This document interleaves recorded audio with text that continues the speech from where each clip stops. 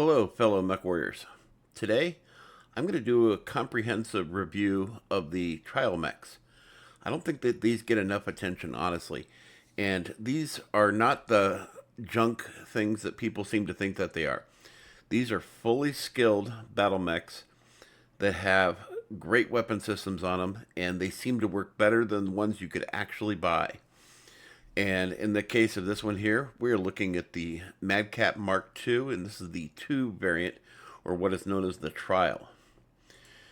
And when you take a look here, you can see, there it is, the T trial mech nickname.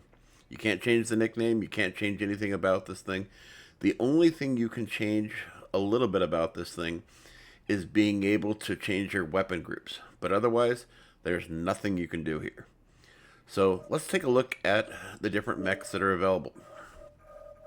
Now in the list we have light mechs, we have mediums, we have heavies, and we have assaults. And you're going to get 2 of each class. In other words, 2 clan and 2 intersphere. And I mean class by meaning that they're the different types of variants between intersphere and clan. Now, which one is better? It honestly varies, quite frankly. Is an opinion for me, I think the Incubus is better than the Firestarter. But on the same note, I think the Lynx is pretty good, but the Javelin is better. So it's not just that clans are better or interspheres are better. They both have their different categories and quirks about them. And the same thing goes in the intersphere medium versus the clan mechs. I think the Bushwacker is a far better build than any of the other 3 that are here, including the Wolverine, the Huntsman, and of course the Hunchback IIC. When it comes into the heavies, I've got my favorites, and honestly the one that's most favorable would really surprise you. As far as the assault goes, the Cat MKII is probably my favorite, and second to that is the Stalker. But we're going to take a deep dive review of these different mechs and what they have to offer. So we're going to start off with the Firestarter. And as you notice, you cannot change anything about this. So what we're getting out of this is we're getting 2 snub-nosed PPCs, one on each one of the torsos. And then we're also getting 4, 5, 6 small lasers. And when you actually go in and look at this here, you have a heat management of 1.12, which is not very good, but you're also getting jump jets on board. And if you're only firing the snub noses, it's actually not bad. You're going to be using these as defensive weapons, the small lasers, so it's really not a bad deal. So 1.13 is not terrible if you run it correctly. Firepower is 42.5, and the overall speed, you're getting 112. So this is pretty quick on the battlefield, but not exceptional. When you come down here and you look at the quirks and skills added to it, you're getting some pretty decent things here. You're getting a heat management of 10% reduction.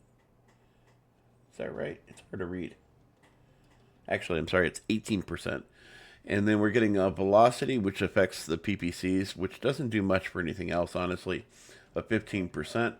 And we're getting a range bonus of 20%. And we're getting a flamer range, which this doesn't have flamers on board, but, you know, whatever. A flamer range at plus 20%. And we're getting some survivability out of it. We're getting some mobility. We're getting some jump jets out of it. Heat dissipation, sensor range, and radar deprivation. Target info gathering, and seismic sensors. So these are fully skilled mechs as far as things go. Now the downside of the trial mechs is you can't add any consumables to them, and of course you can't add any cockpit items like a war horn or something. I think it'd be actually kind of neat if they actually had a generic war horn that worked on all of them the same way, but apparently you can't. It's just empty all across there. And then you got your graphics of your firing range and acceleration and stuff like that.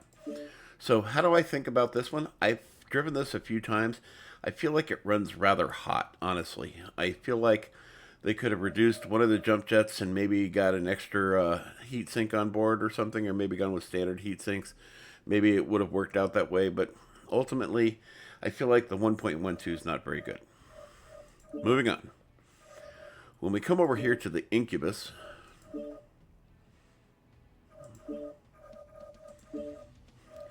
we're getting 4 light machine guns, a ton of ammo, and 2 heavy large lasers with 3 double heat sinks. 4 double heat sinks. I like this one so much, I bought one. I really love this. The only thing I did differently, is, other than add consumables and cockpit items, is I changed out the heavy large lasers and went with ER large lasers. So I had a little bit better range. I didn't have to get up close and personal like you have to with these, because these have a optimum range of 400 meters. But with quirks and skill added to it, you get an additional 72 out of the deal. The 1.57 is misleading because you're going to be firing these heavy mediums, or heavy large lasers, excuse me, a lot. So that is kind of a good thing, 1.57, but it would be significantly better with the ER large lasers. I think it's like 1.62, and I think I also went with medium machine guns as well, or regular machine guns on my build. Firepower is given at 53. Speed is the 130.6, and there's no jump jets. This thing has really good overall features as far as firepower, heat dissipation, laser duration, range, clan machine gun rate of fire. It really feels nice. You're getting some good survivability out of it. I mean, some of these numbers look like something you'd see on an inner sphere mech. Mobility, we're getting acceleration, top speed boosts. We're getting operations heat dissipation, overheat damage protection, which is really nice. Seismic sensor. We're getting sensor range and radar deprivation and advanced zoom. We're not getting any seismic, I don't think, as I recall. Let's see here. No seismic. But otherwise, this is a really nice setup. And if you have to drive an inner sphere mech, let's put it this way. I've got hundreds of mechs, and I still drive some of the trial mechs from time to time. So this is a really nice choice. So you come back in here. This Javelin is so good that I went and bought one, and it still didn't feel like it was as good as the trial mech. This guy here has 6 M2s, which doesn't seem like a big deal until you mix in the jump jets. If you're, as an example, I was at Vitrick Station, and I was downstairs, and I went upstairs from downstairs and came in behind somebody and hit him with all 6 of the SRM2s in one volley, and put him in the clouds. He was down instantly. He didn't even know what happened, I'm sure. He just knows that one minute he was looking down the down ramp. I don't remember what side of the map I was on, but he was looking down the down ramp, and I saw him up there. He had his back to me, and I went up, and I hit him with the SRMs, and he was dead, and it was wonderful. And so this is a really fun build, but you do have to be careful because this is an inner sphere mech with XL engines.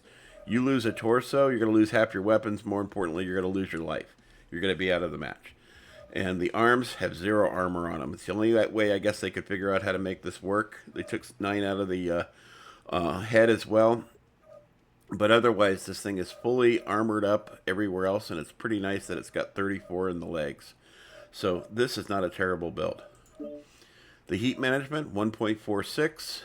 We have decent speed at 148.98, which is really nice. 25.8 firepower. And then we have jump jets of 49.2. That's not terrible. But what's really the big deal out of this guy here is when you come to the firepower. Missile crit chance, 15%. Missile velocity, plus 30%. Heat, minus 15.5, I think that is. Missile spread of minus 5. And you're getting a 9.75% cooldown on the missiles. So that's going to allow you to fire these a lot more often. You're getting some good survivability out of it, some mobility. The jump jet heat reduction is really nice about this as well. And heat dissipation, sensor range, and radar deprivation.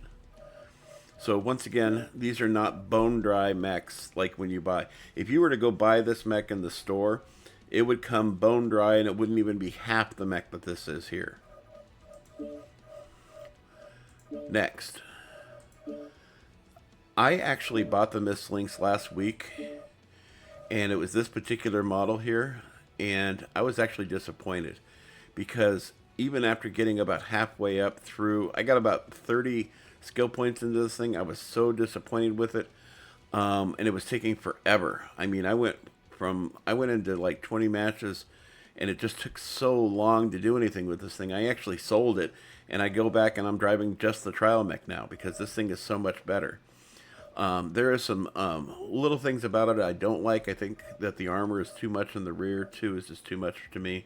They did take some out of the head, which is nice. And it does have the machine guns and heavy machine guns, and it has the ER small lasers. And this thing feels like it has jump jets for days. So you have a jump distance of 118.1, which just feels like you can fly forever. The firepower is 66, which is really nice. The speed is 121.9. I have to admit that I actually took mine down in speed, or no, yeah, I didn't do that. I changed out the weapons. I went with 4 micro lasers because they fired a little bit faster, and then I tried going with AP Gauss and heavy machine guns and going back to the original build with the machine guns and the heavy machine guns, and I just couldn't recreate how good this thing comes as a trial mech. So when you come down here and look at the features, XP bonus is really irrelevant because you don't get to keep the XP on this.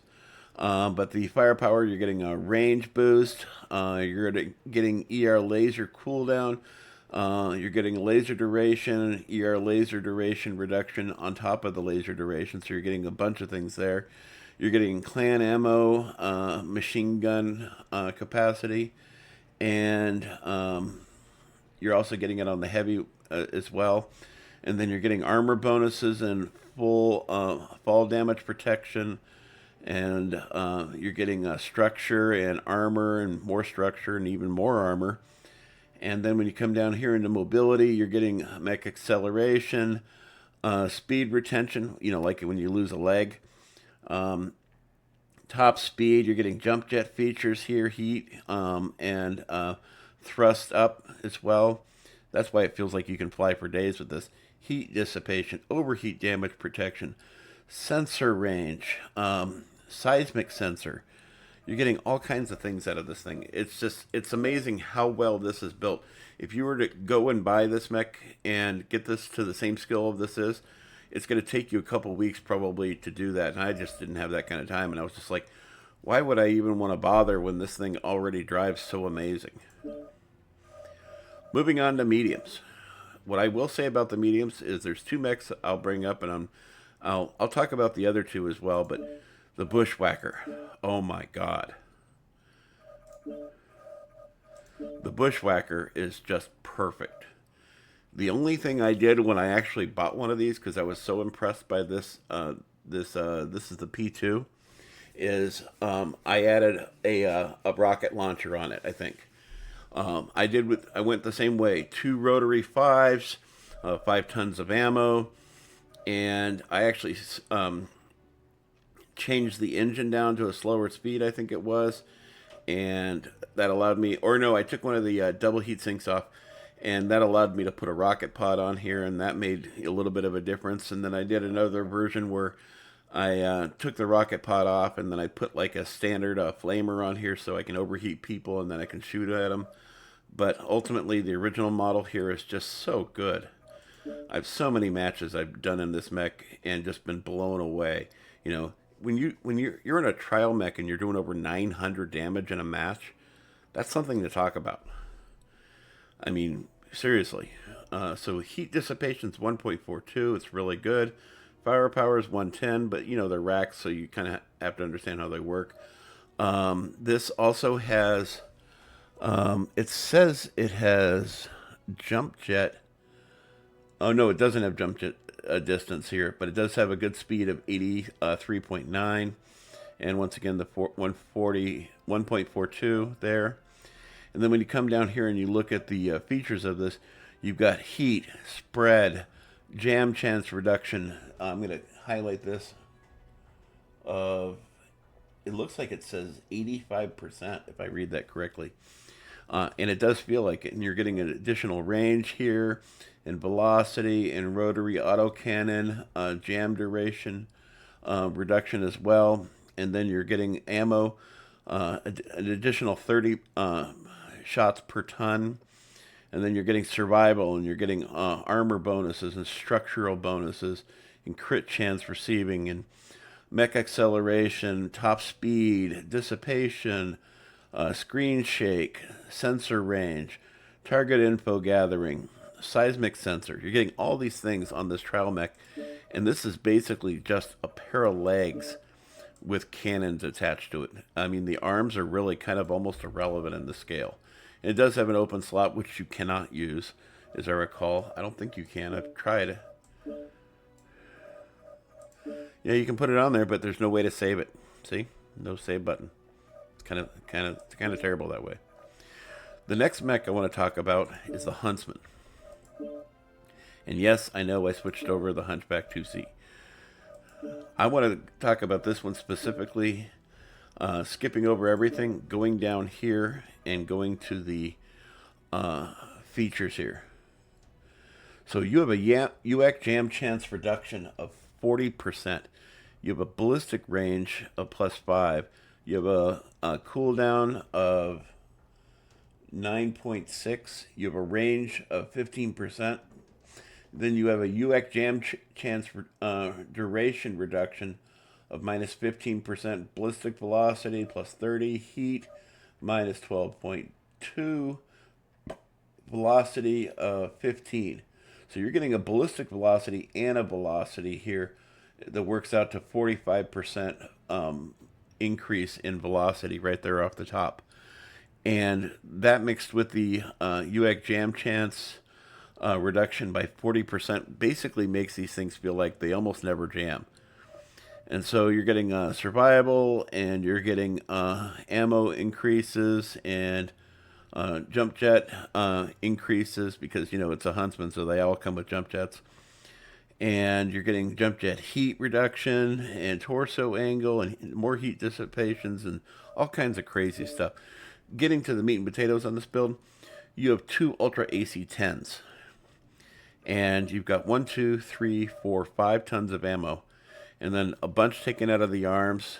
And overall, you still have full armor everywhere else where it really counts. This thing is so much fun to drive. You basically just go out on the battlefield and you start deleting people. Or at least you delete their ability to want to stand out in the open and take some hits from this.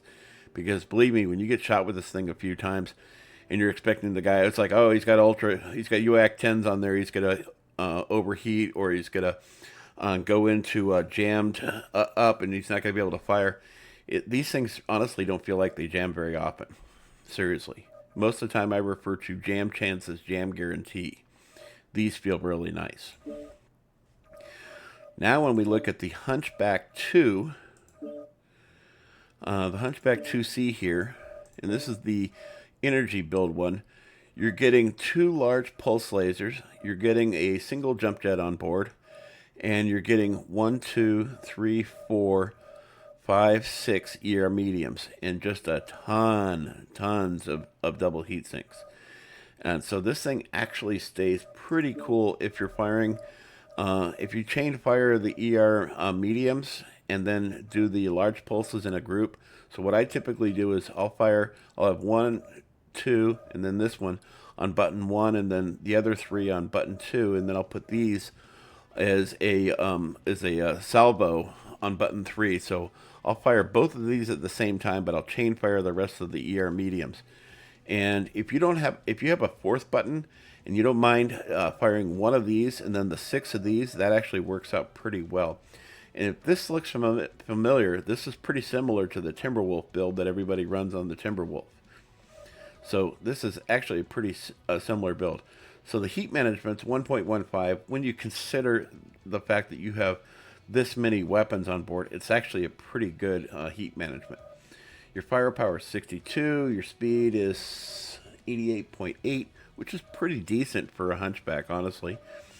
And you have jump jet of 10.5. It's basically going to help you get down things, but it's not going to do much to get you up on top of them. And when you come over here and you look at your heat management, your heats, you got something there. You got some range. You got some laser duration reductions here. You got some armor bonuses and structural bonus as well. And then you're going to get mech acceleration and top speed. You're going to get some startup duration. You know, that's like when you shut down and start up again. Heat dissipation, max heat increases, sensor range, radar deprivation, advanced zoom, which is great for those large pulse lasers. So you're going to get some decent deals out of this here as a build. It's not a terrible mech, honestly. I just feel like it doesn't do the damage that the other ones can do. And speaking of doing great damage, the Wolverine is actually pretty decent. It is, to me, a little bit hard to fire with because it doesn't have a lot of shielding capability. The arms are really lacking in the shieldability department there. There's some taken out of the head as well.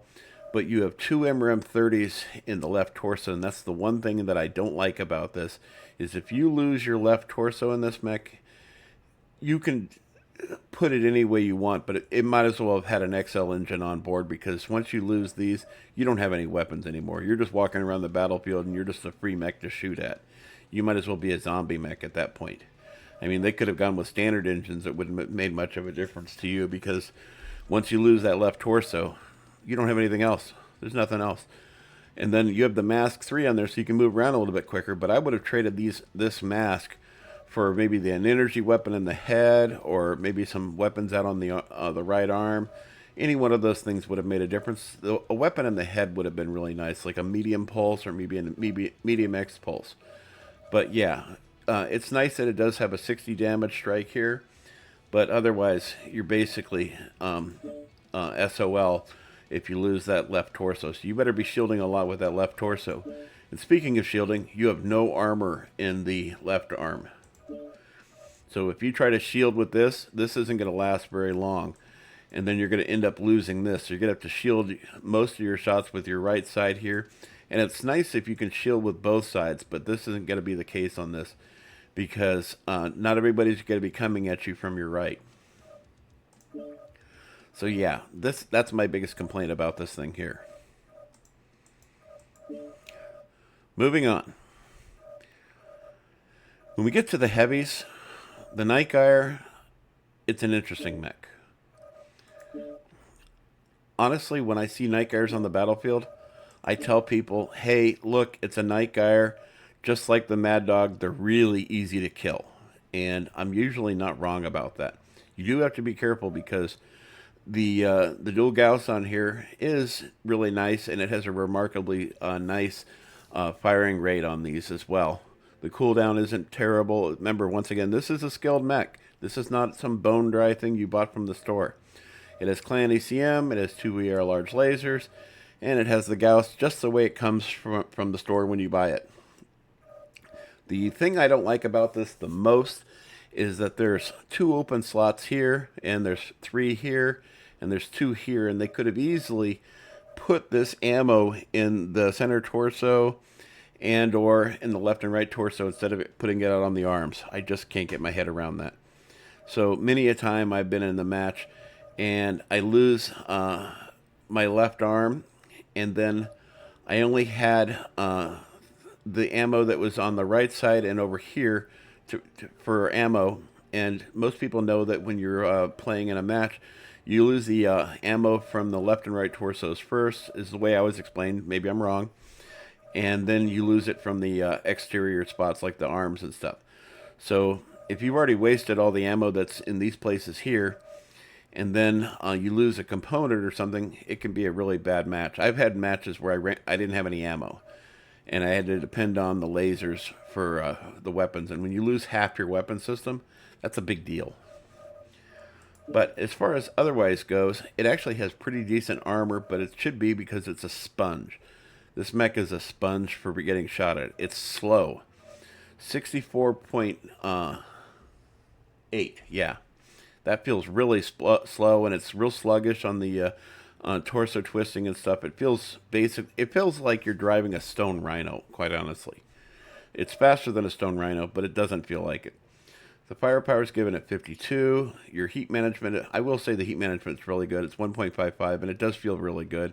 And it is nice that it has jump jets on board, built in. And the jump jets are preset at 36.9. But otherwise, I think this thing is a trash fire. Honestly, I'm sure there's people out there that'll disagree with me, but this is coming from my years of playing and my experiences driving hundreds of mechs all around the battlefield. The Gauss extended charge of 1.5. You have a heat of 1.2. Velocity features. We're getting range. We're getting cooldown on the weapons. We're getting a laser duration. I do have to say I really like that the laser is here in the head. And there's another version of this where it comes with the missiles where you get another laser in the center torso. So you get one in the head and one in the center torso, and that's really nice if you're going to run dual ER large lasers. That's really, really sweet. I can't tell you how much I love that. But we're also getting ammo improvements of +2 shots. Whoop-de-doo. Armor bonus, structural bonus. See, there's not really a lot of survival here that protect you. We're getting heat dissipation and screen shake and extended heat transfer and sensor range and radar deprivation and seismic sensor, which is really useful when you're flying through the air, and ECM target range reduction, which is nice, but the fact that it just doesn't have very much in the way of survivability armor. This is when people are talking about how much they hate clan mechs for not having really good armor. This is the mech they're talking about. Make no mistake, this is the mech. So, make no mistake, this is the mech. So, moving on to something that's not entirely terrible, the Rifleman IIC. The problem that I have with the Rifleman IIC is I think the same problem everybody does. I feel like the torsos have bad hitboxes. This thing gets cored out really easy. Specifically the center torso. Even though this is 102, it just feels like it's a bullet magnet. And if you lose the arms, you're just like the Wolverine. You're basically SOL. There's not a lot of things you can do about that. It does have a single jump jet on here, which is almost useless. I mean, if they'd gone with an energy weapon in the center torso or any place else, that would have been more useful than the jump jets. So you have a heat management of 1.29, which is really nice, and you have a firepower of 12. And don't let the 12 dissuade you. This has actually got really nice firepower, but you got to be really careful about that center torso. Speed is 61. You have a jump jet that does 10.6, which is basically useless. It's great for coming down off of something and you know, shielding your fall a little bit, softening it. You got some cooldown, you got some range, you got some heat, and you got some velocity. A little bit of ammo, extra add-ons here. Survival, you got center torso of +7 and then 7 on the left arm and right arm. And there's some structure bonus and armor bonuses. And then you're getting some max heat. I've never had a situation where this got so hot that I had to be an override. I will say that about this. So you're getting sensor range and more sensor range and seismic sensors. And this is ultimately not a bad mech. The problem is it just feels like the center torso gets cored out really easy. Moving on. The Thunderbolt. I warn people when I see them on the battlefield and I say, hey, watch out. There's a Thunderbolt trial mech on the other side of the map on the other team. Be careful. And that is not a wrong statement to make. It has dual AMS, which is nice, and I don't even care about that. The 3 PPCs, I've seen more people headshot with this mech and this build specifically than almost any other build on the battlefield. It happens so often, it's almost bordering on cliche. This mech does not feel like a bullet magnet for the center torso. It has an XL engine, I will say that, so you got to be careful in that regards there. But I've seen so many people run the trial mech or even buying this mech because of the trial mech and taking it out on the battlefield and doing amazing matches. You know, it's staggering. The heat management's 1.45, which is really good. It's got a firepower of 45, but that 45 is close. It's not pinpoint, but it's close to pinpoint damage, it feels like. I got hit by one of these things in my Stone Rhino Kolos, and it felt like he took out most of my armor and half of my structure just in the first shot. And I was like, Jesus Christ, what was that? And I saw this guy. He was standing not that far from me. I think he was like 400 meters away. And I was like, it must have been him, because it couldn't have been anything else. There was nothing else nearby that could have done the damage. Speed, 75. No jump jets. But when you come down in here and you start looking at things, it starts to make a little bit of sense. So you got a PPC family HSL +1. Do you see any warnings up here? None. No warnings. No worries about ghost heat with this. You can fire all three of these. No ghost heat. Cooldown, 10%. Range, 20%. Velocity, you're getting 15%. Heat reduction, which we talked about. And then armor bonus, and we're getting structural bonuses. And base structure, full body, plus 15%. And AMS damage, 1.5. I guess that's how much it's going to do, a little bit more for their AMS versus other AMS systems. And then mobility, we're getting mech acceleration and top speed and deceleration and startup duration and hill climb, which is really nice, especially on something this big. And heat dissipation, and then we're getting sensor range and advanced zoom and radar deprivation, which basically helps you be invisible. This is all around a really, really good mech. And if you have a choice between driving any one of the heavy trial mechs, this is a great choice. This is not my favorite, though. My favorite is going to blow your mind. This doesn't make any sense. This doesn't have any defensive weapons whatsoever. And yet, I still managed to pull out matches where I do more than 800 damage on a regular basis. I had a thing with my Unit 6 LG where we, all of us were driving in the lobby, and I said, okay, we're going to Alpine, and everybody has to drive the Warhammer trial mech. And even with everybody else driving the same mech, and we all had tag, and we all had 2 LRM-20s and an LRM-15 with lots of ammo, I still managed to pull out over 1,000 damage with those guys. It's because they were completely baffled by the fact that it didn't have any defensive weapons, even though, like, look at it. This has the ability of defensive weapons. It's got 1 laser here, 2 energy here, another 2 energy here. It's got another energy there. It just seems to work. It doesn't make any sense. But when you come down and start looking at things, heat management, 1.82. That is stupid good. Firepower, 55. Speed, 68.4. Not incredible. No jump jets. And you come down here and you start looking at stuff, and this is starting to make a little bit of sense to you. You're getting a missile crit chance of 15%. You're getting a cooldown on the missiles of 22%.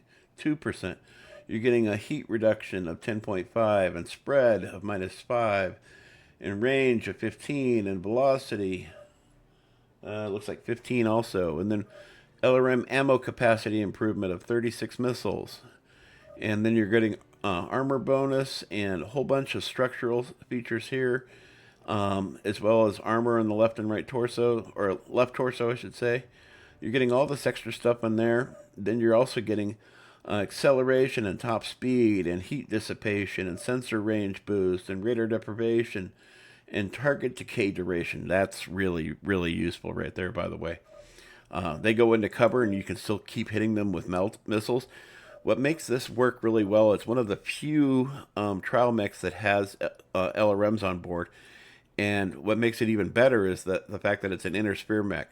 If you've seen my videos about LRM missiles and different types of missile systems, like ATMs and Thunderbolts, you'll know that the inner sphere missiles have a tendency to go way higher up in the air, and they come down in a group. So they fire all at once, and then they have a sharper trajectory coming back to the target once they reach maximum altitude.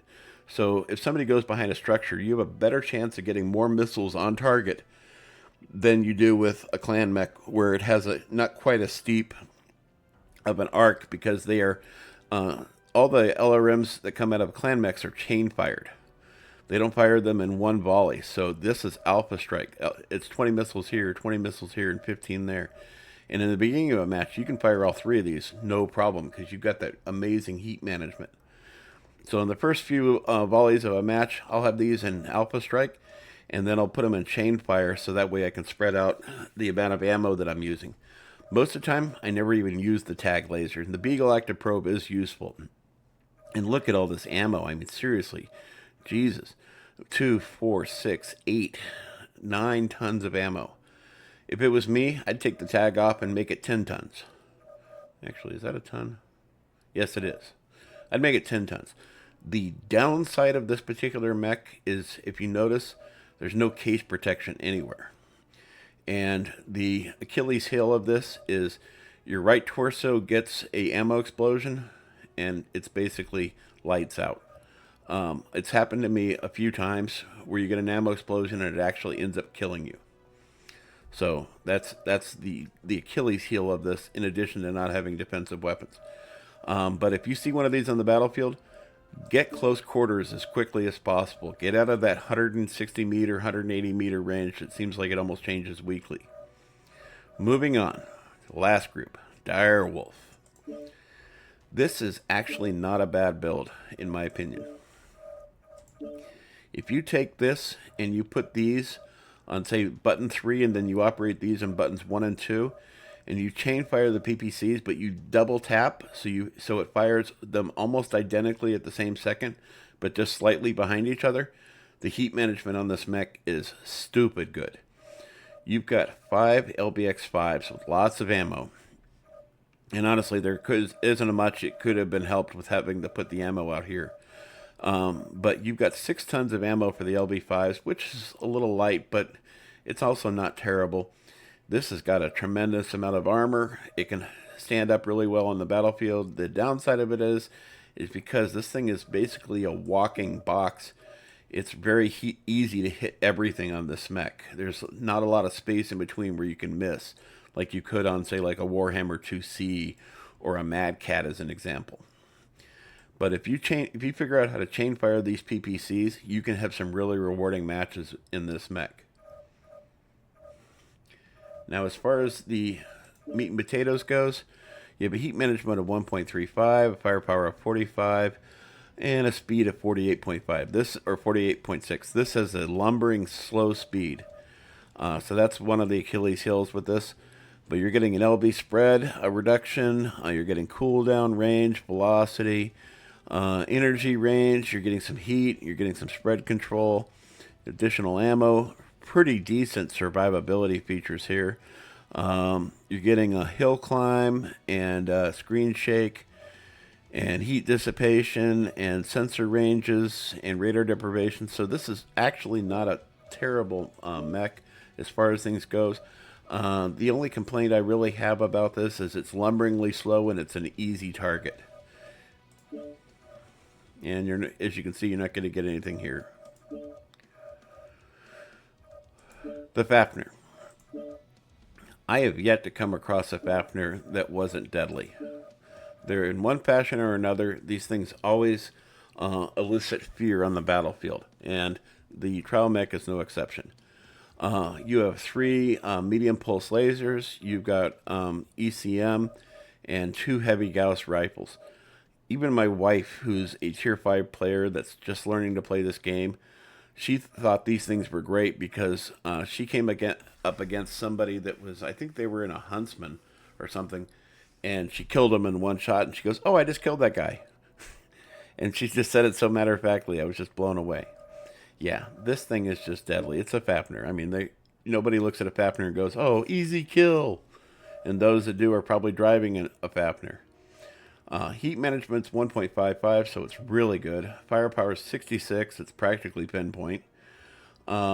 Speed is 51. It's a little bit better than the Direwolf. There is no jump jet. It's running a standard engine, so if you lose a torso, it's not the end of the world. And quite frankly, it's the only way you could run this anyways with the heavy Gauss on board. But you're getting energy, heat reduction. You're getting an additional heat reduction. You're getting velocity, cooldown, range, and the velocity is actually, or the cooldown is actually really good. It's 22% cooldown, so that means you can fire your weapons that much quicker.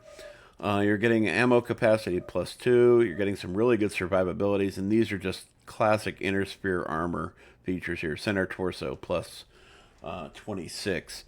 Left and right torso, you're getting plus 34. I mean, these are just typical inner spear assault mech armor bonuses here. And your crit chance receiving reductions, and hill climb features, and screen shake. And you're going to need that screen shake, by the way, because when you fire these things, it feels like you're splitting the engine in half. And you're getting sensor range and radar deprivation and seismic sensor, which is really good for situational awareness. And you're also getting a target range, ECM target range reduction, and stealth armor cooldown. So yeah, this thing is really nice as far as everything goes. If you have the stealth armor in here, I don't think this does though. My favorite of the assault mechs is easily the Mad Cat. The Mad Cat, it's basic. 2 LBX-20s, 4 SRM-6s, the Artemis. This is basically designed to brawl and kill people really quickly, especially if you put the SRM-6s in Alpha Strike. I typically do chain fire, honestly, because I like to be able to fire weapons in between firing these. So I'll fire these and then these, and then I'll chain fire these again maybe while I'm waiting for this thing to cool down, because these do have a little bit of a cooldown period. But the numbers don't lie. You've got jump jets on here, excuse me, one of them, which is really good for what you do is you hit the jump jet and then you turn your whole body to one side or the other, and that allows you to attack anybody that's coming in behind you. That's what the jump jet's for. So you have a heat management of 1.33. You have a firepower of 88. Oh my god. Speed of 62.9, which is really good considering this is an assault mech. Jump jet distance of 14.1. Like I said, it's basically for turning around. But then you come down here, the firepower, and you're getting LBX spread reductions and missile crit chances and cooldown of velocity. And you're getting SRM velocity as well on top of the velocity, and missile spread and heat. And you're getting ammo capacities on the SRMs and on the LBXs, and then armor. You're getting some additional armor features here and structure features, mech acceleration, top speed, max heat, heat dissipation, target info gathering, and seismic sensors. This makes this thing just basically an all-around great mech. The downside I feel like of this is it's easy to see this thing coming because it's one of the tallest mechs in the entire game. I mean, look at this thing. It's actually out of the screen. Last mech on the build list here is the Stalker. This Stalker actually had the capability of a lot of really interesting things, but they went straight up just regular lasers, 6 large lasers, and it seems like it's probably one of the most common builds on Stalkers. This is not a particularly fast mech. It does have an overall kind of a decent speed, but when you watch these things walk, it feels like you're actually walking slower. It does have a targeting computer on here, which I would have changed out with the advanced sensor package, so you'd have that better zoom. It does have the weapons spread out evenly. Has no missiles whatsoever. Even those Stalkers and Mad Cats and Timberwolves are kind of built around the premise of having missiles, more or less. It seems to be like the common thing that they all have in common for the most part. Most of the time they do. But this doesn't have any missiles whatsoever. It even has doors that are designed to open up, but there's no missiles. So it's kind of weird to me. It has a standard engine on board, so you don't have to worry about losing a torso, but if you lose all your torsos, basically there's no weapons and there's really no reason to be alive anyway. So you have a heat management of 1.43. You have a firepower of 54. You have a speed of 60.4, which isn't terrible, honestly, especially for something as big and hulking as this. But you have to remember, this is kind of a light assault mech. It's only 85 tons. So firepower, we got heat, we got laser duration, we got range, and we have a laser HSL +2. Once again, no warning signs up here. You can do alpha strikes with this. I don't strongly recommend it, though.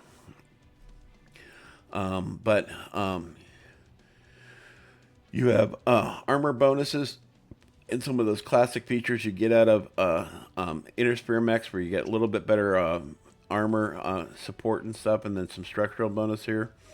Mobility, we're getting some turn rate and acceleration, deceleration, top speed, max heat, dissipations.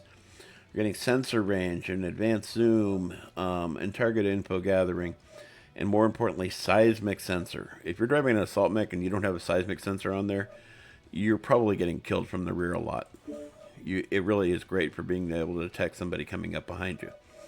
But when it basically comes to it, of all these mechs, my top picks is the Mad Cat for the inner sphere, or for the assault mechs, excuse me.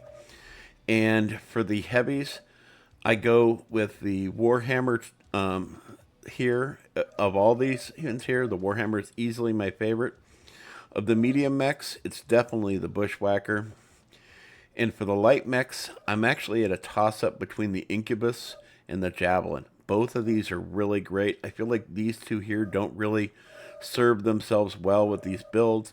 And I've tried different builds on the Lynx. The nice thing that Lynx has is it has amazing jump jets.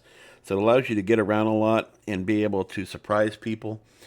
But I felt otherwise without ECM it was really kind of lacking. So it would have been nice that they had maybe an ECM version of the Lynx out there.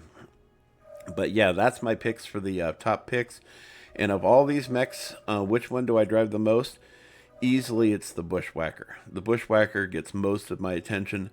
Second to that one is definitely the Warhammer, and maybe tied for second is the Mad Cat. So those three mechs are basically the ones I drive the most.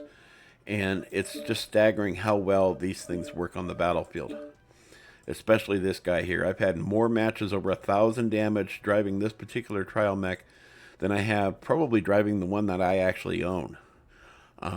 It's just works so well, and people see the trial mechs and they think, oh, it's unskilled, they don't know any better, they think maybe you're a cadet and you're an easy kill.